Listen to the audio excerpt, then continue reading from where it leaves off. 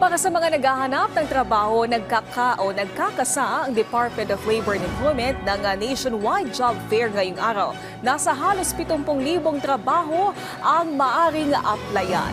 Nalayong bigyan ng oportunidad na hanap buhay ang ating mga kababayan, lalo na ang mga nasa probinsya. Si Noel Talakay sa sentro ng balita.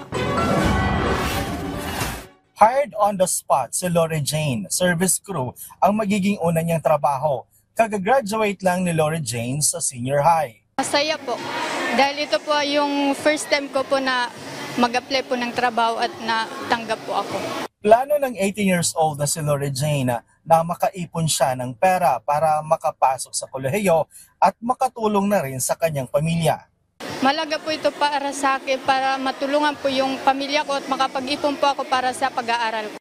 Isa lang si Lori Jane sa nakilahok sa nationwide job fair ng Department of Labor and Employment o DOLE ngayong araw kung saan isa sa kanilang katuwang ay ang Public Employment Service Office ng Pasay. Ang DOLE po, kami po ay nakasuporta lamang. Ang objective or ang goal po ng departamento ay makapag-provide ng mga decent and productive job opportunities sa ating mga kababayan. Sa job fair site ng Pasay na matatagpuan sa Barangay 54 Covered Court, may 12 mga employer at nasa 2,000 job opportunities.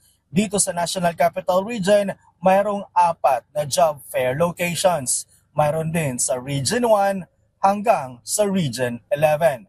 Kasama rin ang Cordillera Administrative Region, Calabarzon, Mimaropa at Caraga. Ayon sa DOLE, mayroong mahigit 67,000 job available na nag-aantay sa mga job seekers. Bahagi ito ng programa ng DOLE na handog ng Pangulo na serbisyong sapat para sa lahat job fair.